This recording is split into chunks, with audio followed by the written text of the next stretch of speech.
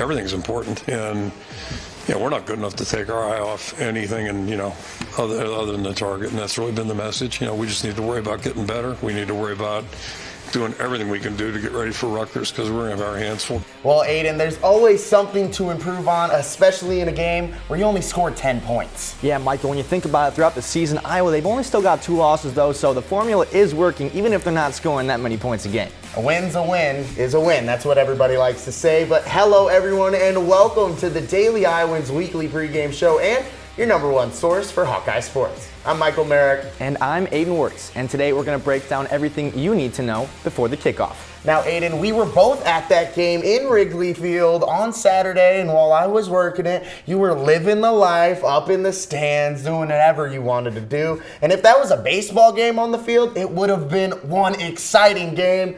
Fortunately, it was a football game that just ended 10-7. Yeah, Mike, here's a fun fact for you. This was the 7th highest scoring game at Wrigley Field this year. And that includes 6 other baseball games that were higher than that. So you'd think it was an off-season game if you were passing by with how low it was, especially at halftime going in. It was 0-0, slow-moving game, but the defense came up big as they always do with the blocked punt to get the only touchdown of the game. We saw a couple first touches from guys like Caleb Brown and, of course, Cooper DeJean on the offensive side of the ball as well, which was long awaited from most Hawkeye fans. Yeah, sadly, we won't be able to see too much more of Cooper DeJean on the offensive side of the ball, but who knows? It'll definitely be interesting, but the Hawkeye team will be going up against a tough Rutgers defense this week.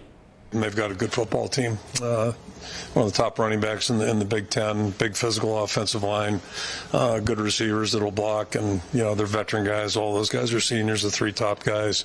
Quarterback's playing really well for them. Tight end's a dangerous player, and then they're playing good team defense, and that's it's kind of, you can see it in the process last year. Now it's coming to fruition. Now, Aiden, it's time for the Hawkeye Highlight. Who you got this week? Well, Michael, while there's a ton of actual players to choose from, I'm going to go with the director of defenses, the puppeteer of perfect pass coverages, Phil Parker. Parker has been a blessing for the Hawkeye defense year in and year out. The 60-year-old, who, by the way, still bikes 7.5 miles to work most days, has been the leader of this top 5 defense the past couple of years.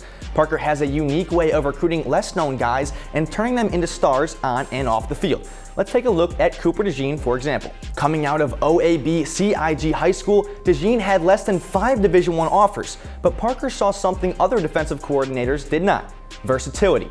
DeJean played football, basketball, and ran track and field. Parker saw those skills and turned number 3 into one of the best defensive backs and punt returners in the entire country, set up to be an NFL draft pick before we know it. Another prime example is Kayvon Merriweather, a former Hawkeye and now Tampa Bay Buccaneer. Merriweather was just a 3-star recruit from Bellevue, Michigan, and dominated here at Iowa. Not only does Parker recruit good players, but good people too. Merriweather was a semifinalist for the Jason Witten Collegiate Man of the Year Award and has translated his college skills into the NFL. To refresh some memories, Parker's defense posted these stats last season: 3.9 yards per play, the lowest by any team at the FBS level since Florida State's 3.8 in 2012. 13.3 points per game let up, which also ranked number 2 in the FBS, and 270.8 yards per game, which again was number 2 in the FBS, Iowa's fewest since 1981. It's safe to say, even as the years go on, this defense is not slowing down anytime soon. That's a great choice, Aiden. I thought you were going to list the entire alphabet when you were talking about Cooper DeJean's high school. That just states how Iowa is always able to find those hidden gems. But for me, I'm going to go to someone who's, a little under-recruited as well coming out of high school, the Butkus Award semifinalist himself, and Indianapolis's own Jay Higgins. Replacing the production of a unanimous All-American is never an easy task, despite how easy Jay Higgins is making things look. Higgins not only leads the Big Ten in tackles this season, but he also leads all Power 5 players. He's playing so well that if Iowa reaches the Big Ten championship game and he continues his 12 tackle per game average he's on right now, he will become Iowa's all-time single-season tackle leader. This is a record that stood since 1972, back in the Hayden Fry era. Higgins is on the cusp of making history in just his first season starting for the Hawkeyes. Campbell was the first Hawkeye to ever win the Dick Butkus Award, but with how Jay has been playing, the linebacker core at Iowa might be doing a Drake impression because they're about to go back-to-back with the best linebacker in all of college football. Yeah, Michael, that's a great pick. You and I have both been in media days, and we know how funny Jay is off the field as well. Yeah, Jay Higgins not only leads the team in tackles, but he leads them in jokes as well. But now it's time for the breakdown. This week's matchup is like a lot of Iowa games. It opened as the lowest over-under total in college football history. This week, though, at 28.5 points. They're going to take on the Rutgers Scarlet Knights, who currently sit at 6-3 on the season, and they're on their track for their best season since their first season in the Big Ten almost a decade ago. They're playing outstanding football. It's not a huge surprise. Coach Giano's been there, second tour duty there, and did a great job building the program back in the early 2000s and really put them in a state of prominence, if you will. And again, not surprising. If you know Coach Giano, he's got a good staff. They clearly have an identity, vision of where they're going, what they want to look like and how they want to play. And bottom line, it's working really well. They're doing really good right now, 6-3 record, and look really good on. Now you can't talk about this Scarlet Knights squad without bringing up the Big Ten's leading rusher, Kyle Monungai. The New Jersey native has been dominant this season for Rutgers, averaging over 100 yards per game and adding 7 touchdowns. This strong back is currently on a 3-game streak of over 100 yards, so that stout Iowa run defense is going to look to end the streak. This is going to be a different challenge, though, because this back is a really good football player.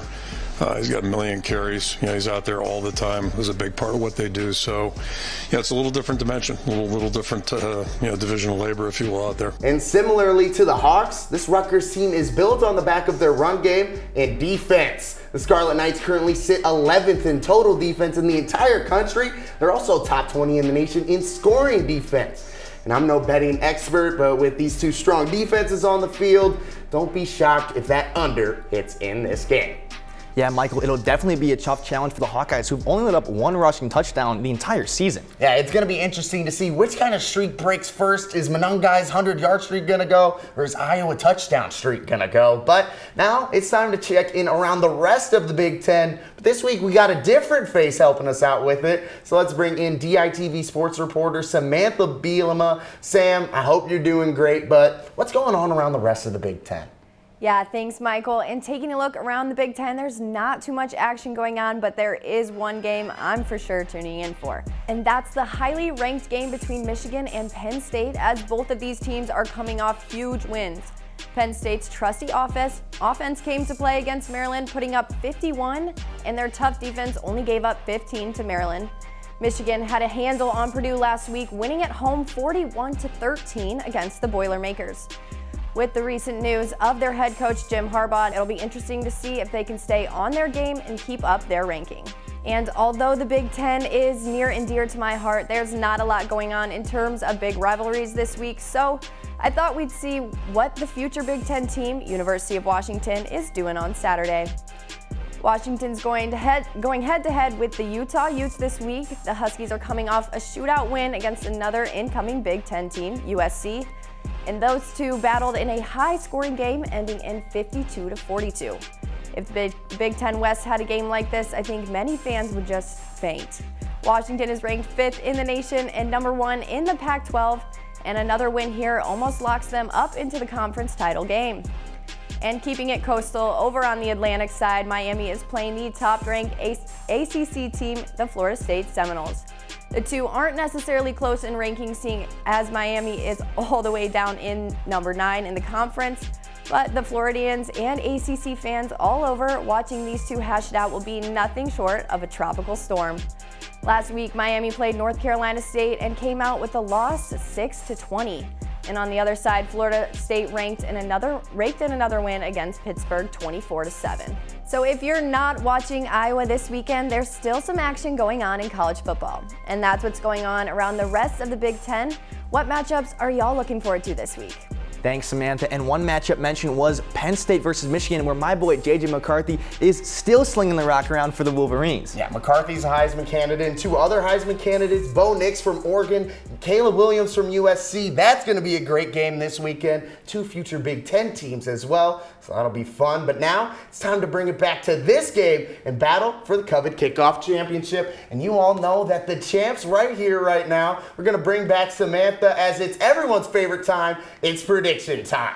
I know neither one of you were here last week, but that doesn't matter because AJ's time is up and my time is now. The champ is here, everyone. You all might be wondering, well, where's AJ this week? Well, I turned on the Undertaker mode and buried him in a hole in Wrigley Field last week after I took the championship. And well, Max, he's just sick of losing every week too. But Samantha, we're gonna start this week's predictions off with you and your player to watch. How do you see this game playing out though?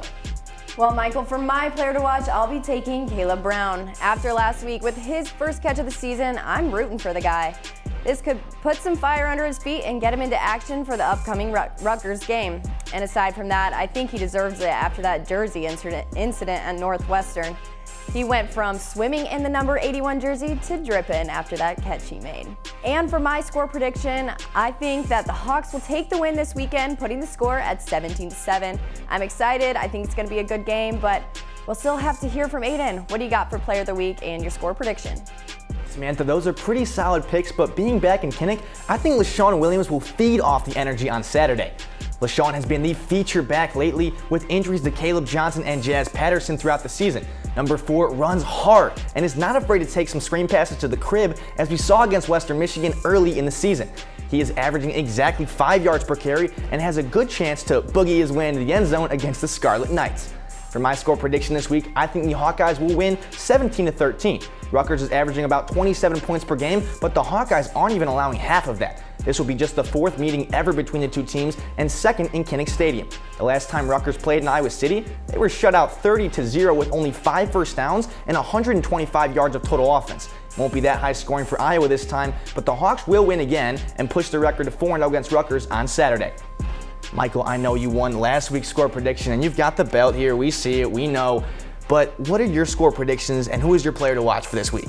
Well, I'm trying to go on a title run that we haven't seen since the Honky Tonk Man back in the day. But for my player to watch, I'm going to go with the 6th-year stud, Joe Evans. Evans was named a semi-finalist for the Bullsworth Trophy, an award presented to the most outstanding player in America who began their career as a walk-on. I think Joe's coming for that award. I see him not getting not 1, but 2 sacks on Saturday. Don't be shocked if he forces a fumble in there too. As for my score prediction, I'm not too far off from either one of you. I got Iowa winning this one 16-10. Those historic unders are gonna keep coming in here. I think Iowa will find the end zone once in this one, but outside of that, it's gonna be another stellar Drew Stevens game. Yeah, Michael, it could be another low-scoring one. Again, the lowest under ever set in college football history. I'm going to see if I can try to steal that belt back from you over here this week. No, you stay away from my belt. Everyone needs to stay away from my belt. You know how long I had to wait to get this? AJ strutting around here each and every week, flexing the title. I'm the one who bought it. I'm the one who bought it from the Walmart Kids section. I sleep with it now that it's finally nice and safe with me. And that's how it's going to stay for the rest of the season. But thanks for trying at the least. And thank you, Samantha, and a special thanks to you for tuning into another edition of Before the Kickoff. Check out the Daily Iman website and YouTube page for all the latest on everything Hawkeye sports. And from the University of Iowa, I'm Aiden Wirtz. And I'm Michael Merrick, and I hope you have a wonderful weekend of football, everyone.